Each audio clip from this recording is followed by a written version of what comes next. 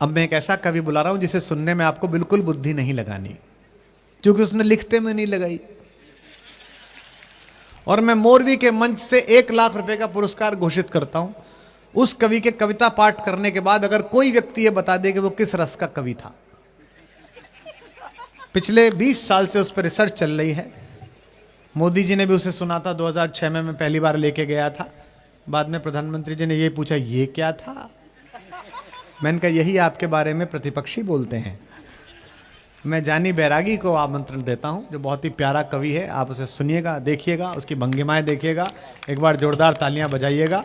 जानी बैरागी अपना पार्थिव शरीर लेकर आपके सम्मुख उपस्थित है। डॉक्टर साहब ने कहा ना कि आपको दिमाग लगाने की जरूरत नहीं है। दिमाग नहीं लगाना चाहिए, क्योंकि दिमाग लगाने से दुख पैदा होता है। हाय हाय, ज्यादा दिमाग लगाओगे तो दुख पैदा होगा। विधायक जी बैठे, सांसद जी बैठे, मंत्री जी बैठे। अब अगर आप दिमाग लगाओगे तो कांग्रेस वाले दिमाग लगाएंगे तो उन्हें इस बात का दुख होगा कि उनके नेता नहीं समझ रहे उनसे।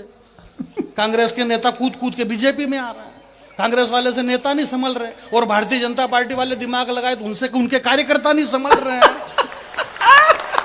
इनसे तो अपने प्रवक्ता नहीं समझ रहे हैं। अरे कोई किसी से ही नहीं समझ रहे। आप हम खुद नहीं समझ रहे अभी तक है? कम से कम मैं ऐसी एक भी बात नहीं बोलूंगा जिससे किसी की आत्मा को ठेस पहुंचे। आप काम की बात बोलो ना। 2 घंटे हो गए कवि सम्मेलन चलते चलते, इतना बड़ा कवि सम्मेलन, जो बात बोलना थी एक भी नहीं बोल रहे। 2 कवियों ने कविता पढ़ ली, 2 घंटे हो गए, एक बार भी मंच पे चाय नहीं आई। कम से कम तो चाय तो पिलाओ यार। जिंदाबाद जानी। काम की बात करो, काम की बात करो। दिमाग लगाने से कोई मतलब नहीं है। दिमाग जो लगाए वो लगाए ना। आप ही के यहाँ का बेटा नरेंद्र दामोदर दास मोदी चाय वाला, ये लो जी भाई साहब। चाय वाले को नहीं रोकना चाहिए बेटा। अरे चाय वाला आदमी वहां गया 7 समंदर पार। जिस ब्रिटिश गवर्नमेंट के अधीनस्थ हिंदुस्तान 100 साल तक गुलाम रहा, 100 साल तक ये भारत हिंदुस्तान गुलाम रहा ब्रिटिश गवर्नमेंट के। इसी हिंदुस्तान के, इसी गुजरात का एक बेटा जब लंदन में गया नरेंद्र दामोदर दास, तो 7,000 लोग वंदे मातरम का जयकारा लगा रहे थे। हमें इस बात का गर्व है मेरे भाई। आपको ताली नहीं बजाना, मैंने कहा क्या कि बजाओ। नहीं भाई, माल ओरिजिनल होगा तो मार्केट में अपने आप बिकेगा। इसमें विज्ञापन की क्या जरूरत है कि ताली बजाओ ताली बजाओ। नहीं, मैं आपसे एक बात पूछना चाहता हूं, आप क्या ताली बजाने वाले हो? भैया कौन बजाता है? भैया मेरी चाय रख देना है अलग से। कोई ऐसी बात ही नहीं, सामान्य सी बात है, बहुत बढ़िया। अच्छा देख, यहाँ भी ऊपर है, चाय वाला अकेला नहीं आया, साथ में अपना लेके आया है। चाय वाला दिल्ली अकेले नहीं जाता, लेके जाता है। तो वो तो लेके क्या जाते हैं, चाय वाले तो वरिष्ठ लोगों को लेके जाते हैं। जैसे आप अपने वरिष्ठ प्रधान दुबे जी को लेके चल रहे हो, चल रहे 3 दिन से। बोले ये 3 दिन से मेरे साथ में दुबे जी। ऐसे कैसे हमारे चाय वाले, जो हमारे देश के आदरणीय प्रधानमंत्री जी, वो भी अपने वरिष्ठों को साथ में रखते हैं। जो श्रेष्ठ बड़े हैं, उनसे उम्र में बड़े हैं, उनको सम्मान देते हैं। मुरली मनोहर जोशी जी, लाल कृष्ण अडवाणी जी, सबको आगे बिठाते हैं। और आगे बिठा करके फिर इस माइक से कहते हैं वो कि भाइयों और बहनों, आज मैं जिनकी वजह से हूं, इन लोगों की वजह से यहाँ पे खड़ा हुआ हूं, और ये जहां पर बैठे हुए हैं, ये मेरी वजह से यहाँ पर बैठे हुए हैं। तो ऐसा थोड़ी सब साथ में लेके चल रहे हैं। कुछ नहीं है, मेरे को याद आ गया तो मैंने सुना दिया।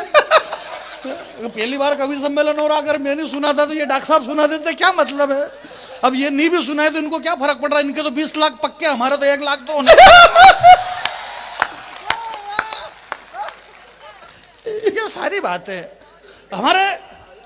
बात ये नहीं, कुल मिलाकर के बात ये है कि भाई, हमारे डॉक्टर साहब ने कहा अभी कि ऐसे हमारे हिंदुस्तान के नेताओं की बात हम विदेश में जाकर के क्यों करें?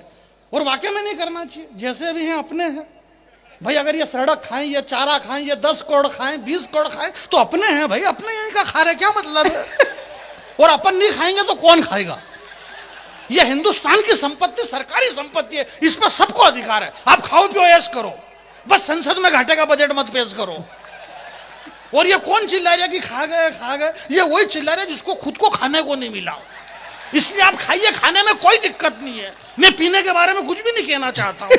इस पीने को लेकर के बहुत सारी समस्या पैदा हुई। दुबई के अंदर श्रीदेवी मर गई, मालूम पड़ा कि पीने से मरी थी। इसलिए पीने के बारे में मैं कुछ भी नहीं कहना चाहता हूं। जब तक हम जिएंगे तब तक हम पिएंगे, ये सारे पुराने गाने हैं, ऐसा कुछ नहीं। हमारे अमित भाई ने जो देशभक्ति की इतनी बढ़िया कविता सुनाई, भगवान श्री कृष्ण की कविता सुनाई, गांडीव धारण किए हुए अर्जुन, श्री कृष्ण भगवान रथ के ऊपर विराजमान है, गांडीव हाथ में अर्जुन के है, और अर्जुन गांडीव से तीर चलाना नहीं चाहते हैं। भगवान कृष्ण कह रहे कि चला दे, देख नहीं चलाएगा तो तेरा कुछ भी नहीं बिगड़ेगा, मेरा बिगड़ जाएगा, क्योंकि मैं इसीलिए अवतार लेकर के आया हूं, इसलिए तू चला दे। तो वो चलवा नहीं कर रहे। बात कुछ नहीं, गीता वीता आप दुनिया के कोई से भी शास्त्र पढ़ लो, 18 पुराण पढ़ लो, 6 शास्त्र पढ़ लो, 4 वेद पढ़ लो, रामायण पढ़ लो, भागवत पढ़ लो, गीता पढ़ लो, दुनिया में कुछ भी पढ़ लो, उसका बस एक ही सार है कि जो आया है वो जाएगा, वो जाएगा, और जो जाएगा वो वापिस आएगा।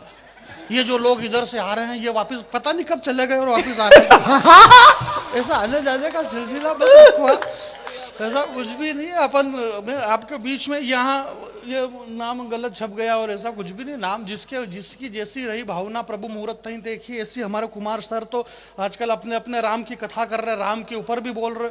हमारी बहुत सारी माता बहनें, अहमदाबाद में मेरी बड़ी बहन रहती है, टेंशन में आ गई, बोले आ कांताबेन तमें शू बताऊं, बोले शू, बोले आ मुंडो लटकाड़ी ने हूँ लेवाने बैठी, बोले आ कुमार विश्वास सर ने कथा उड़वाने हम मरवाने गई, बोले हूँ, बोले आ कुमार सर ने कीधो कि जिंदगी 4 दंडनी, बोले आ जिंदगी 4 दंडनी तो आ मुंडो लटकाड़वानी हूँ बात है, बोले आ मैंने 28 दिन नो टॉपअप लखाड़ी नाख्यो मोबाइल में, अब वो 28 दिन का टॉपअप बिगड़ जाए क्योंकि जिंदगी तो 4 दिन की। कुमार सर ने कहा, अगले इनके माथे आगे बोलो जिंदगी कितने दिन की, बोले 4 दिन की, बोले मेरे 28 दिन की में से 24 रुपए का क्या होगा।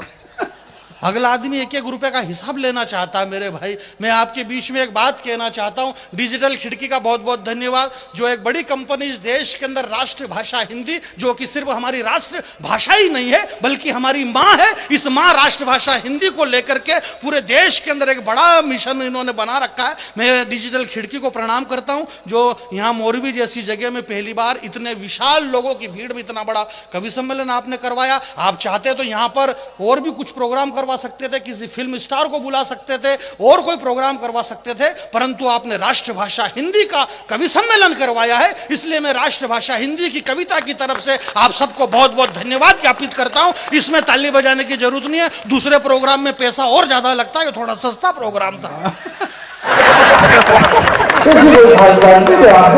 ये कविता मैं आपके बीच में सुना देता हूँ, इधर के सारे लोग बैठे हुए विराजमान। मैं डिजिटल वालों को बहुत बहुत धन्यवाद ज्ञापित करता हूं, बधाई देता हूं। डॉक्टर कुमार विश्वास सर का बहुत बहुत धन्यवाद कि आपके दर्शन करने का हमें सौभाग्य मिला। आप भी, हमारे भैया भी बहुत बड़े भावुक हो रहे थे, बोले हमारे छोटे से निमंत्रण पर देश के इतने बड़े कवि वशिष्ठ कुमार विश्वास जी और सारे बड़े कवि यहाँ पर आ गए। मैंने कहा आपको इतने भावुक होने की जरूरत नहीं है, इन्होंने जितने मांगे इतने आपने दे दिए तो ये आ गए, इसमें कोई नई बात थोड़ी नहीं है। आप पैसे देते तो सब आ जाते। ये हमारे अमित शर्मा जी देशभक्ति कितनी बड़ी बड़ी बातें कर रहे हैं, आप भी इनके 2000 रुपए कम कर दो, तू तड़ाके पे आ जाते हैं, क्या बात कर रहे हो आप। आदमी को यथार्थ में जीना चाहिए, जो सत्य क्या है उस सत्य पे जियो यार, बाकी फोगट की बातें सब ऐसा वैसा करने से कुछ भी नहीं है। और 2 घंटे से एक ही बात हो रही, बोले मोरबी में पहली बार कवि सम्मेलन हुआ, भैया कह रहे थे बोले 370 हटी, 370 हटी। अरे भाई 370 क्यों हटी, बात यह नहीं है कि 370 हटी। इस बड़े मन से आदरणीय पद्मश्री सुरेंद्र दुबे जी हमारे बीच में विराजमान बैठे हुए हैं, और बीच में इसलिए बैठे क्योंकि आजू बाजू में दूसरे बैठे इसलिए ये बीच में बैठे हुए हैं। इसमें कोई नहीं, आदमी को डाउट होता है कि यार ये बीच में क्यों बैठा होगा, ये बीच में क्यों बैठा होगा आदमी। अरे यार कंफ्यूज हो जाता ना कि यार ये कब सब कह रहे कि हमारे बीच में दुबे जी बैठे हैं, हमारे बीच में दुबे जी, तो क्या मालूम दुबे जी को डर लगता है कि ये आजू बाजू में क्यों नहीं बैठते हैं, ये बीच में क्यों बैठते हैं। तो ये बीच में इसलिए बैठते हैं कि देखो एक तो ये जगह यही खाली थी, और जो बड़े होते हैं हम उनको बीच में बिठा के रखते हैं, क्योंकि बड़े से हमें बहुत कुछ लेना होता है। आप सर ने बताया, कुमार सर ने, कि आपको बिल्कुल भी ध्यान नहीं देना है। कुमार सर मुझे बहुत प्यार करते हैं, और प्यार इसलिए करते हैं कि हालांकि मैं हूँ भी इस काबिल, इसलिए करते हैं, कोई खास बात नहीं इसमें। तो ये अलग बात है कि ये मेरे से करते हैं और मैं और किसी से करता हूँ, ये मालूम नहीं पड़ रहा। इस देश में ऐसा कर करके हमारे मध्य प्रदेश में सरकारें गिर गई, कौन किससे कर गया मालूम ही नहीं पड़ रहा।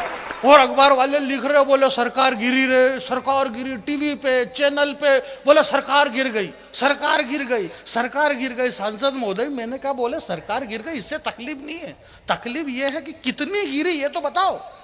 क्या बात है, वाह वाह वाह।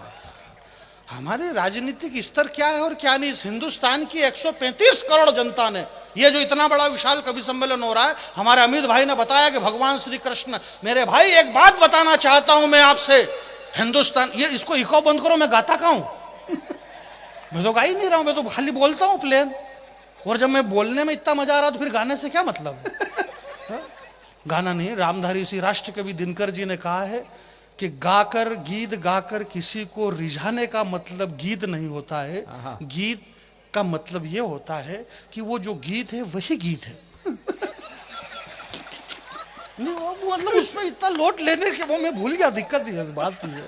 कई बार क्या है कि मैं भूल जाता हूँ कि कौन सी कविता कहाँ से शुरू करना होती है। तो अब क्या है कि मैं बहुत छोटा भी है, क्या है कि सारे बड़े कवि, हमारे सुरेंद्र दुबे जी को पद्मश्री मिली है। अच्छा।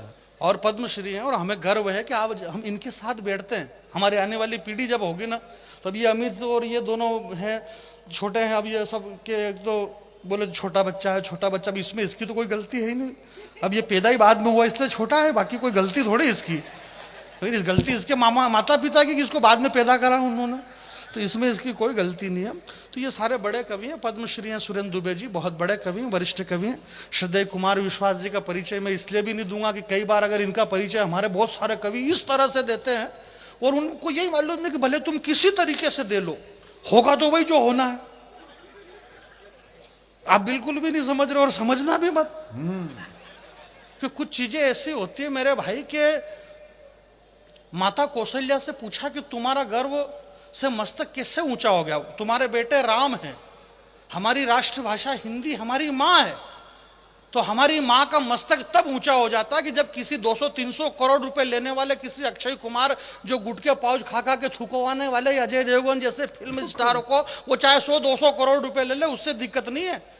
हमारी राष्ट्रभाषा हिंदी, हमारी माँ का मस्तक तब बड़ा हो जाता है, ऊंचा हो जाता है कि वो अपनी कोख से एक ऐसे बेटे को जन्म देती है जिसकी 4 लाइन किसी भी बड़े फिल्म स्टार के नशे को 2 मिनट में उतारने के लिए काफी है। ऐसे श्रद्धेय कुमार विश्वास जी, जिन्होंने हिंदी भाषा को वहां तक पहुंचाया। एक बार पीछे तक मेरी आवाज जा रही है, हाथ खड़े करो पीछे वाले, बजाओ।